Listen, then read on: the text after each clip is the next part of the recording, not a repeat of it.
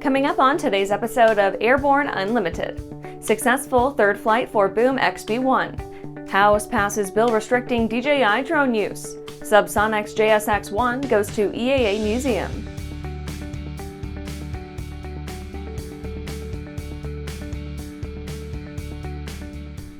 Welcome to Airborne Unlimited. I'm your host, Holland Lee. Let's get into today's stories. Successful third flight for Boom XB-1. Boom Supersonic announced its demonstrator aircraft XB-1 successfully completed its third test flight less than 3 weeks after the second flight. The flight was piloted by Chief Test Pilot Tristan Geppetto Brandenburg for his second flight. Boom is testing key systems and performance as it systematically expands the flight envelope. The pace of test flights has a target of supersonic flight before the end of the year. Geppetto pushed XB-1 to the maximum pitch and yaw attitudes expected to be seen during routine flight.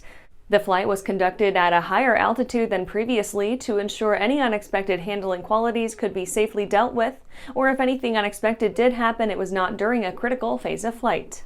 The team also monitored the environmental control system for proper maintenance of cockpit temperature and pressure before taking XB-1 to higher altitudes.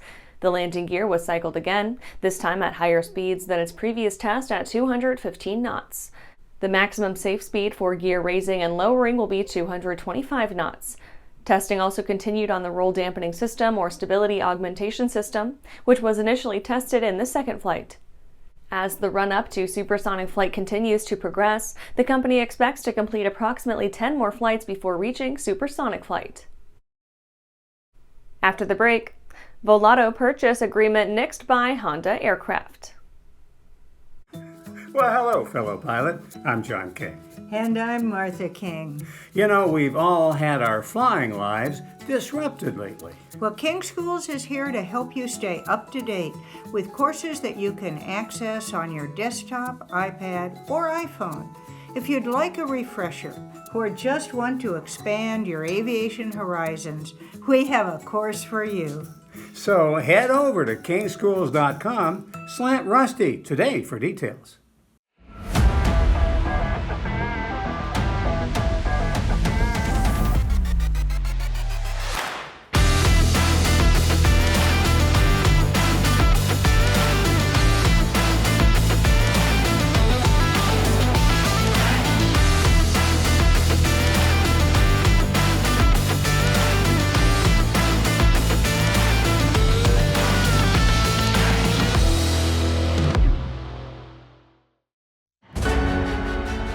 For over 30 years, the massive Sport Plane Resource Guide has provided expert, credible information, evaluations, and critical analysis of all that the sport aviation world has to offer. The all-new digital Sport Plane Resource Guide is coming with extensive multimedia features that are constantly updated, an even more comprehensive online guide to all things sport aviation. Available soon. www.sportplane.com. Welcome back. Now let's take a trip around the patch for some shorter stories. Volato purchase agreement nixed by Honda aircraft. Volato said in a filing with the SEC that Honda aircraft had canceled Volato's fleet purchase agreement on September 10th. The filing did not state the reason. Under the agreement reached in May 2023, Volato was to purchase 23 Honda Jet HA420 aircraft for an aggregate price of $161.6 million. Deliveries were to begin in fiscal 2023 and continue to fiscal 2025. The filing stated that Honda aircraft will retain the deposits made by Volato and that Volato can negotiate and execute individual purchase agreements for each aircraft. USAF designates 2 new B-21 bases. Secretary of the Air Force Frank Kendall designated Whiteman AFB in Missouri and Dyess AFB in Texas as the second and third locations for the B-21 Raider. These locations will join the first base, Ellsworth AFB, in South Dakota. Ellsworth AFB was the first designated location for the bomber. It houses the formal B-21 training unit and is the first base to begin construction. The Air Force Civil Engineer Center got to work building and renovating more than 20 major facilities in September 2021. A 10-unit inactivated as transition continues. As the retirement of the Fairchild Republic A-10 Thunderbolt II continues, the Air Force inactivated the historic 354th Fighter Squadron, which has flown the A-10 since 1991.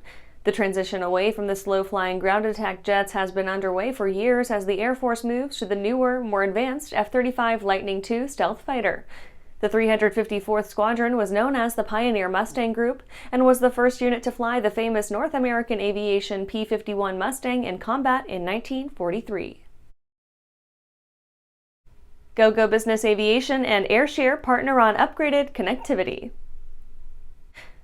Gogo Business Aviation and Airshare announced they have entered into a multi-year agreement to give Airshare clients the option to install Gogo's Avance, 5G, and Galileo suite of low Earth orbit broadband satellite service. Airshare and Gogo are longtime partners, with two-thirds of Airshare's Phenom 300 aircraft having been upgraded to Gogo Avance, and the remaining planes within the next year. Airshare operates a fleet of 150 aircraft in the U.S., ranging from turboprops to ultra-long-range jets. Well, that's it for today's trip around the patch. Let's get back to the rest of the news. House passes bill restricting DJI drone use. The House of Representatives has passed H.R. 2864, the Countering CCP Drones Act. This would add future equipment made by DJI Technologies to the FCC's covered list on the premise that it poses a risk to U.S. national security. The Countering CCP Drones Act would essentially ban UAS and related tech produced by DJI from operating on U.S. telecommunications infrastructure. This trails several, quote, inaccurate and unsubstantiated, end quote, claims against the company regarding sensitive data shared with the Chinese Communist Party. This would not directly affect customers, at least for now. Rep. John Moulinar said, quote, DJI poses a real national security risk to the U.S. given its deep partnership with the Chinese military, its expressed allegiance to the Chinese Communist Party, and its surveillance technology operating across U.S. soil. The act is not yet in place. It has only made it through one chamber. Supporters have plenty of work to do before it can become a law. Even then, existing DJI drones would not immediately become illegal to operate.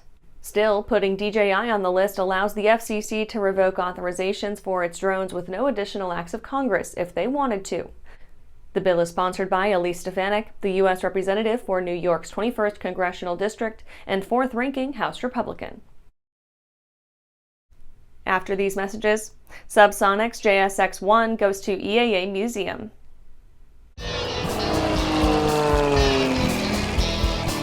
There's a lot of places I get to at the end of the runway or in turnarounds that I need an engine running. So for me, it's very important to have a product that I'm absolutely confident with. I am very confident with the Trailblazer propeller. And when I'm flying air shows, I know that propeller is going to be right for me.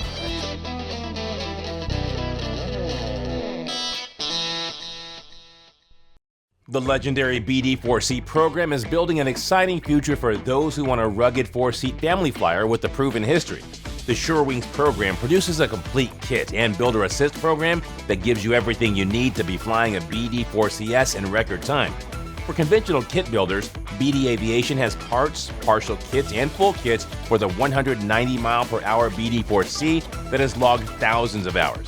Visit SureWings.com and BDAviation.com for more details.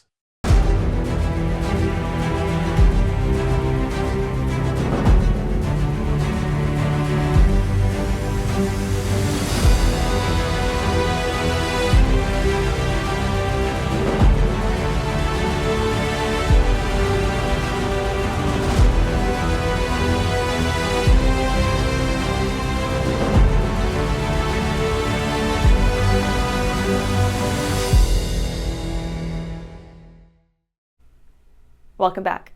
SubSonex JSX-1 goes to EAA Museum. Sonex Aircraft announced that the JSX-1, the original SubSonex proof-of-concept personal jet prototype, is now a resident of the EAA Aviation Museum in Oshkosh. The historic aircraft joins the original prototype Sonex, another aircraft designed by John Monnet. The display will be reorganized and includes the Sonorai 1 prototype, the original Moni motor glider prototype, and the Monex Racer. The JSX-1, November 141 Sierra X-Ray, is the very first Sonex jet that flew in August 2011 at Whitman Regional Airport in Oshkosh, with airshow performer Bob Carlton at the controls. It was originally designed with a much lower powered engine than the PBS TJ100 that was eventually used. The JSX-1 also has a smaller cockpit, less fuel capacity, fixed main gear, and manually retractable nose gear, compared to the SubSonex being built and flown around the world by the company's customers. The JS-1X was very successful during flight testing and led to the development of the JSX-2 aircraft. Speaking about 2011's first flight of JSX-1, John Monnet, SubSonex designer and president of Sonex Aircraft, said, quote, "It's an exciting day for Sonex. We have a test flight planned to expand the envelope of the aircraft, and we'll see where the project takes us from here," end quote. And the rest, as they say, is history. And that's our show for today. You can catch episodes of Airborne on YouTube, Roku, or Fire TV. Just search for Aero-News or Airborne, and don't forget to follow us on social media. Thanks for watching.